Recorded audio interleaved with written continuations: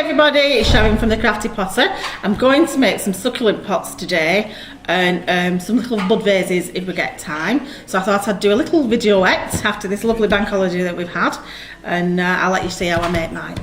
Okay. So this morning I went to the local shop. Shouldn't know if I should be putting that on or not. But anyway, went to the local shop and I picked up some basil. I thought it'd be just like me to make one and then they not fit in.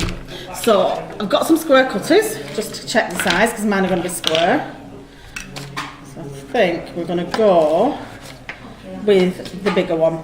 So that's what I'm going to use for my template. If you didn't have a template, you can just draw out on some card, just measure it and then just make your own. And I'm going to use my stoneware clay this morning, again, that I've got. So take a chunk of this, and I've not got a slab roller, so I have to bash all my slabs.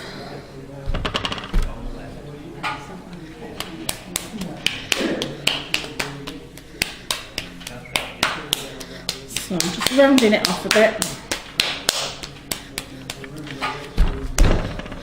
And then you just give it a bit of a bash. So this just saves the effort of having to keep rolling it out. So just keep moving it as you're doing it. Nice and even.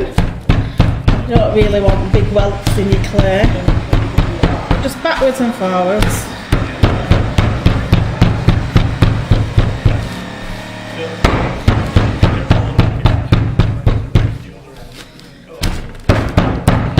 Just keep going until you've got about a couple of rolls left.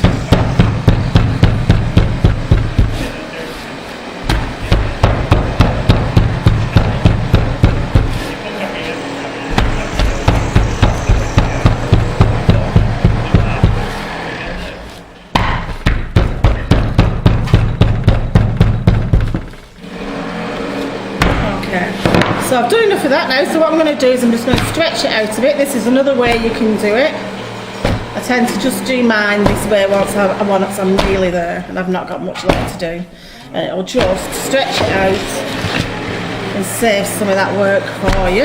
And I do apologise, we've got drilling going on next door. We've got a lovely little cafe opening.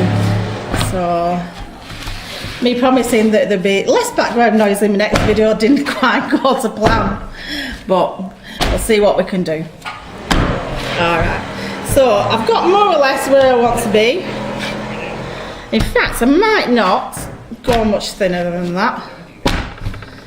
Sometimes what I'll do is I'll get it to a point and do a last couple of rolls. If you're not confident in rolling, you can use guide sticks and then just roll over and you can make sure it's nice and even.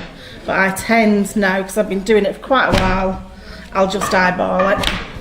Okay, so there we go. So, what I'm going to do, just get my little rib. So you're going to compress the bottom. It'll get rid of any marks out of your clay. It'll get rid of my marks off my texture mat, but it also compresses your clay so that you can try and avoid any cracks. So I'm just going around taking any excess off my rib. Like that, and I'm going to do the underside as well. Now, before I flip it over, I'm just going to put it on a sheet of paper, just so that when I do the other side, I don't put all my mould marks back in my clay. So I have seen some slab mats that are now available for slab work. One tool. And I might invest in one of them, but I had a bit of a spend last month and bought loads of different things, so I need to behave a bit really.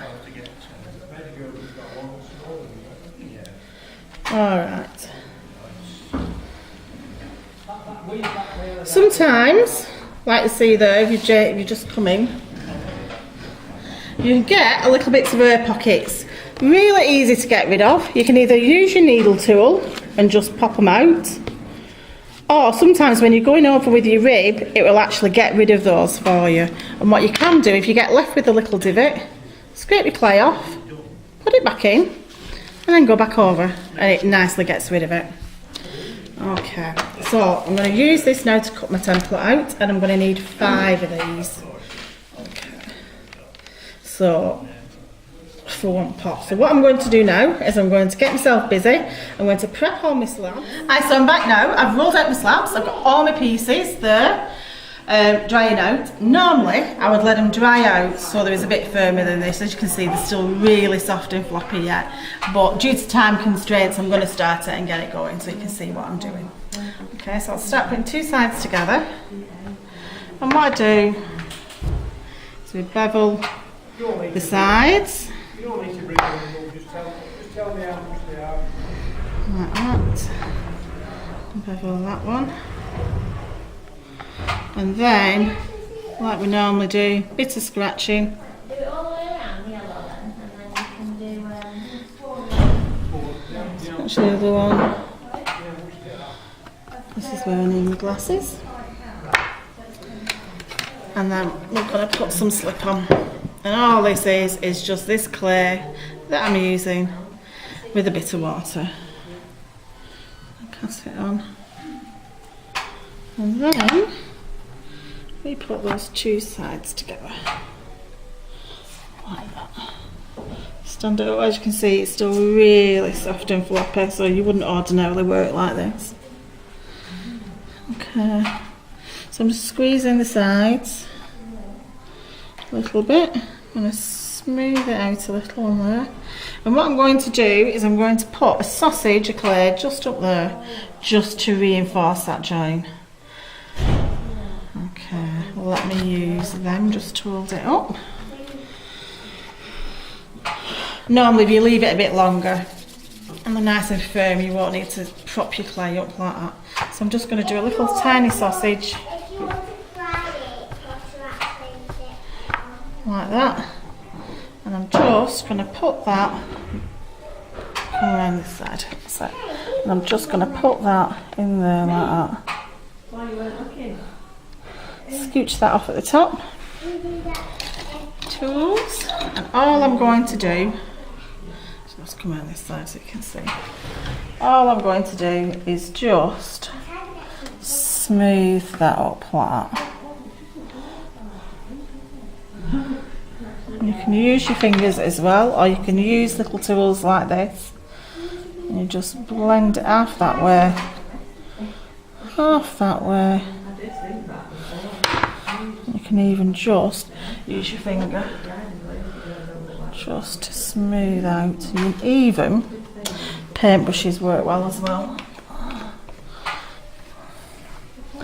So just to join that sausage in, and it's just reinforcing that join and making it all tidy. So I'm going to do that with all my 4 sides, and then I'm going to come back and show you how we put the base on.